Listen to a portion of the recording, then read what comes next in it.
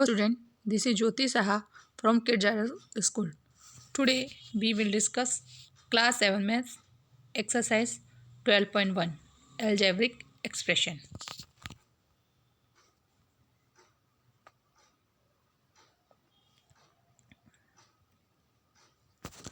Now first question is get the algebraic expression in the following cases using variables, constant and arithmetic operation.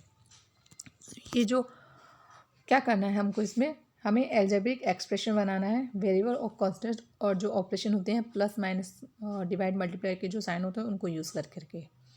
तो पहला वाला question है subtract Z from Y. हमें subtract करना है Z को Y में से, तो हम क्या लिखेंगे वाई माइनस जेड। दूसरा क्या है 1/2 of the sum of a number x and y. जो एक्स एंड वाई है उसके सम को हमें क्या कर देना है हाफ कर देना है, तो एक्स प्लस वाई और ये हाफ। ओके स्टूडेंट, तो इस तरह से हमें ये करनी है। जो तीसरा वाला कहा है the number of Z multiply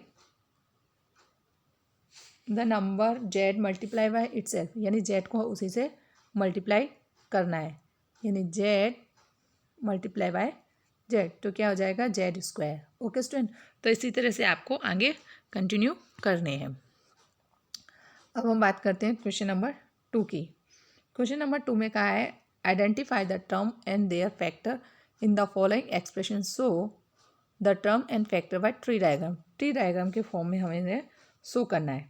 पहला वाला जो हमारा एल्जेब्रिक एक्सप्रेशन है वो क्या है x-3 है। तो देखो ये जो हमारा क्या है हमने लिखा है एल्जेब्रिक एक्सप्रेशन, x और -3 क्या है इसके टर्म है। अब इसके फैक्टर क्या होंगे -1 और 3, यहाँ उन्होंने दिखाए, आप यहाँ दिखा सकते हो कि ये इसके फैक्टर हैं। यहाँ आप लिख सकते हो ये हमारा एल्जेब्रिक एक्सप्रेशन है, ये हमारा टर्म है और ये हमारा क्या है फैक्टर है। ओके स्टूडेंट, तो एल्जेब्रिक एक्सप्रेशन है x-3, उसकी टर्म x और -3 और उसके फैक्टर क्या हुए x का तो x ही होगा और -3 के 1 और 3 होंगे। ओके स्टूडेंट, देखो यहाँ पे उन्होंने सेकेंड वाले की बात करती हूँ। सेकेंड वाले में उन्होंने कहा है 1 + x स्क्वायर। तो जो एल्जेब्रिक है इसमें 1 + x स्क्वायर है, इसकी टर्म क्या बनी 1x और x स्क्वायर। अब x स्क्वायर के फैक्टर किए तो उन्होंने क्या बने x और x बने। ओके स्टूडेंट, अब जैसे y - y3 की पावर y3 क्यूब, तो इसके जो टर्म करेंगे वो y बनी और ये -y3 क्यूब बना, तो -1 और 3 बार y, तो ये इसके फैक्टर हो गए। तो पहले ये चैप्टर आप करो ना, तो उससे पहले आप इसका इंट्रोडक्शन वीडियो देख लेना ताकि आपको समझ में आए टर्म क्या है, एल्जेब्रिक एक्सप्रेशन क्या है और फैक्टर क्या है। ओके स्टूडेंट, अब इसी में क्वेश्चन नंबर 2 में कहा है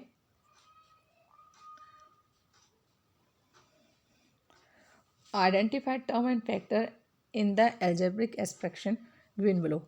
तो हमें क्या करना है, ये तो हमारी आपकी रो है, नीचे उन्होंने यहाँ पे ये जो टेबल है ये भूल से ऊपर आएगी रो एक्सप्रेशन टर्म एंड फैक्टर, तो ये जो है ना ये आपको ऊपर लगानी है हेडिंग, ये इन्होंने नीचे दी हुई है।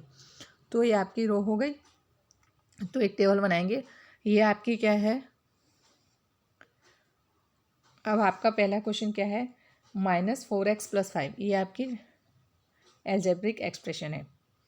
अब आपकी टर्म क्या है -4x और 5। अब आपके फैक्टर क्या है -4 और x और इसके 5 का 5। ओके स्टूडेंट, अब दूसरे की बात करें -4x + 5, ये तो हमारा क्या है एल्जेब्रिक एक्सप्रेशन है। अब इसमें टर्म कौन सी है, पहली है -4x, दूसरा है 5y। अब इसके फैक्टर क्या है -4x के 4 और x हुए और 5y का फैक्टर क्या हुआ 5, y। ओके स्टूडेंट, तो इस तरह से हमें ये सवाल सॉल्व करना है। अब हमें क्वेश्चन नंबर 3 की बात करते हैं। क्वेश्चन नंबर 3 में कहा है identify the numerical coefficient of term other than the constant in the following expression. Constant को छोड़ करके हमें न्यूमेरिकल कोएफिशिएंट निकालने हैं। तो हम एक टेबल बनाएंगे जिसमें रो लिखेंगे, एक्सप्रेशन लिखेंगे, टर्म लिखेंगे और कोएफिशिएंट लिखेंगे। तो हमारे देखो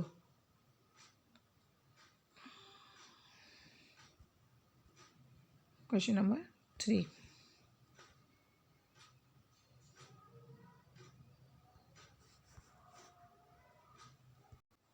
ये देखो, ये रो है हमारी, यहाँ पे एक्सप्रेशन दी है, यहाँ टर्म और यहाँ कोफिशिएंट। अब रो में क्या दिया है, एक्सप्रेशन में क्या है हमारा 5 माइनस 3 स्क्वायर है। टर्म क्या बनी हमारी, हमें लिखनी है कांस्टेंट को छोड़कर। तो कांस्टेंट तो हमारा 5 है, तो हम 5 को नहीं लेंगे, ये वाला 5 हमारा हट जाएगा। नॉन कांस्टेंट वाले यानी वेरिएबल्स वाले 3 स्क्वायर हुआ हमारा टर्म, और 3 माइनस 3 स्क्वायर है टर्म, और इसका कोफिशिएंट क्या हुआ -3। अगर किसी के आगे माइनस का साइन है तो उसको माइनस को उसके साथ ले लेना है। 3 है तो सब माइनस के हैं, तो हम क्या लिखेंगे, कोफिशिएंट -3। ओके स्टूडेंट, और दूसरा देखते हैं। दूसरा क्या है हमारा, एक्स, सेकेंड वाला उन्होंने नहीं दिया, थर्ड की बात करें सीधे, x plus 2xy plus 3y। अब हमें इसमें कांस्टेंट वाला तो कोई है ही नहीं, सब वेरिएबल्स वाले, तो x 2xy 3y ये हमारे टर्म हुए। अब इसका कोफिशिएंट क्या हुआ, न्यूमेरिकल कोफिशिएंट x 1 है तो 1 हो गया, इसके आगे 2 दिया है तो हमने 2 रखा, इसके आगे 3 दिया है तो हमने 3 रखा। ओके स्टूडेंट, इसी तरह से हमें और सारे सवाल कर देने हैं। अब हम बात करते हैं क्वेश्चन नंबर 4 की। क्वेश्चन नंबर 4 में कहा है identify terms which contain x and given the coefficient of x। अब हमें ऐसी टर्म लेनी है जिसमें x दिया हो और x का कोफिशिएंट निकालना है। अब देखो स्टूडेंट, यहाँ पे क्या दिया हुआ है, y square x plus y. अब हमें वही टर्म लेनी है जिसमें x हो, तो हम इसमें से क्या लेंगे, हम इसमें से लेंगे केवल वाई स्क्वायर एक्स वाला, ये वाला वाई वाला हम नहीं लेंगे। तो हमारा वाई स्क्वायर एक्स क्या आ गई, टर्म आ गई। अब एक्स का कोफिशिएंट क्या है, एक्स का तो पूछा है, तो एक्स को ना छोड़कर जो बाकी इसके साथ जुड़ा है वो हमारा कोफिशिएंट हो जाएगा। तो कोफिशिएंट ऑफ एक्स क्या है हमारा, वाई स्क्वायर। जो वाई स्क्वायर है वो एक्स का कोफिशिएंट है। अब इसमें हमें कौन सा वाला उठाएंगे, -8y(x). मैंने कहा माइनस का साइन हो तो उसको अपने साथ ले लेने का। अब -8y(x) तो हमारी टर्म है। अब x का कोफिशिएंट क्या बचा, -8y। ओके स्टूडेंट, इस तरह से आपको कंटिन्यू कर देना है। अब नीचे सेकंड 4 के बी के क्वेश्चन में क्या कहा है आपको, बी वाले क्वेश्चन में आपको कहा है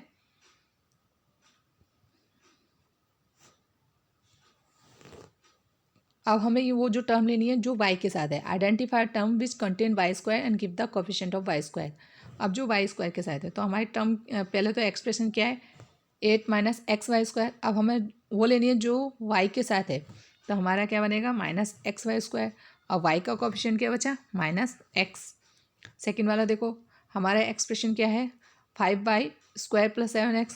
तो हमारी टर्म क्या है y के साथ, 5y स्क्वायर। तो हमारा कोफिशिएंट क्या हुआ, केवल y। ओके स्टूडेंट, इस तरह से हमको ये सारे सवाल करने हैं। अब क्वेश्चन नंबर 5 में कहा गया है कि हमें क्लासीफाई करना है into monomials, binomials and trinomials. कौन सा मोनोमियल्स है, कौन सा बाइनोमियल्स है, कौन सा ट्राइनोमियल्स है। आपको पता है जिसमें एक टर्म हो वो मोनो है, 2 हो वो बायो है, और जिसमें 3 हो वो ट्रायो है। देखो ये 4y माइनस 7z है, तो इसमें कितनी टर्म है, 2। तो ये क्या हो गया, बाइनोमियल्स हो गया। सेकंड वाला क्या है, वाई स्क्वायर है, तो इसमें केवल एक ही टर्म है, तो ये क्या हो गया, मोनोमियल्स हो गया। x plus y minus x y है, तो इसमें कितनी टर्म जुड़ी है, इसमें 3 टर्म जुड़ी है, तो ये ट्राइनोमियल्स हो गया। इसी तरह से आपको करना है, ये 100 है, इसमें क्या है, एक ही है, सिंगल है, तो ये क्या हो गया, मोनोमियल्स हो गया। इसी तरह से आपको आगे कंटिन्यू करने हैं स्टूडेंट। ओके, अब हम बात करते हैं क्वेश्चन नंबर 6 की। क्वेश्चन नंबर 6 में कहा है उन्होंने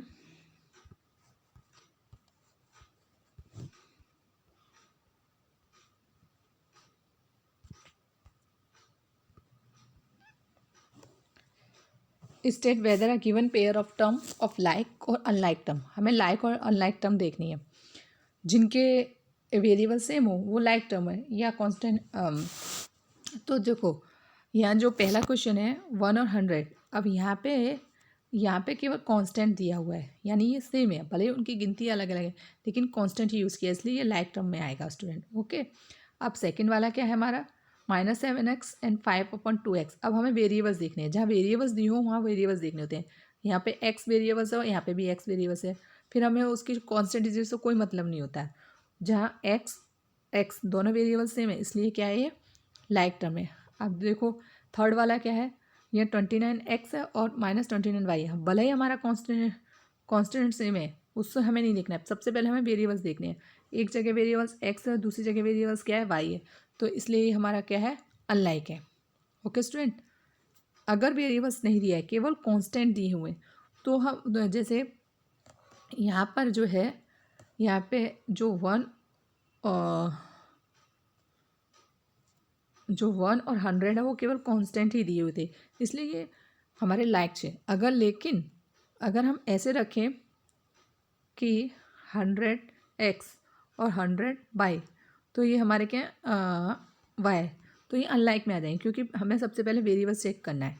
वेरिएबल्स हमारे अलग हैं, इसलिए ये अनलाइक हो जाएगा। ओके स्टूडेंट,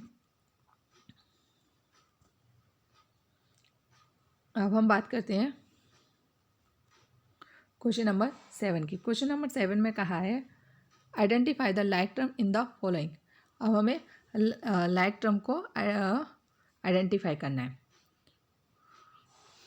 तो कि देखो -xy² और -4yx², तो जो सबसे पहले अब हमने क्या है, पहले हमने y² वाले ढूंढा है। ये वाला y² है, यहाँ पे -x में y² है ना, x और y²। दूसरा क्या है 2xy², यानी xy²। हमने एक जिसमें x और y² है वो हमने एक तरफ रख लिए।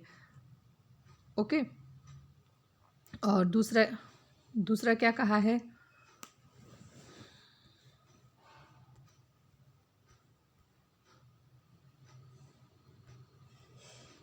और दूसरे वाला हमारे जो एक जैसे आए हैं, ये तो एक आया -xy² और 2xy²। अब दूसरा जो हमारे हैं वो yx² वाला है या x²y। अगर हम yx² लिखें या x²y लिखें वो एक ही बात होती है। तीसरा जो हमारी लाइक टर्म है वो कौन सी है, x² वाली है। ओके स्टूडेंट, तो इन्होंने तीनों को अलग अलग कर दिया, एक xy² वाला, दूसरा yx² वाला, और तीसरा जो है x² वाला। ओके स्टूडेंट, इस तरह से उन्होंने अलग अलग की है लाइक टर्म को। और बी वाले क्वेश्चन में भी ऐसे ही है। बी वाले में उन्होंने क्या किया है, पहले उन्होंने पी क्यू वाले को एक तरफ कर लिया है, फिर दूसरे में क्या किया है, पी क्यू कहें या क्यू पी कहें एक ही बात है। फिर उन्होंने पी वालों को एक तरफ किया है, फिर क्यू वालों को एक तरफ किया है, फिर p² और q² वालों को एक तरफ किया है, फिर एक बार और जो डिजिट है उनको एक तरफ किया है, खाली डिजिट ही है मतलब कांस्टेंट ही है। फिर उन्होंने p² वालों को एक तरफ किया है, और फिर लास्ट में p² और क्यू वालों को एक तरफ किया है। ओके स्टूडेंट, तो उन्होंने क्या किया है, identify the like term in the following. जो लाइक टर्म है उनको एक तरफ करके रख दिया है।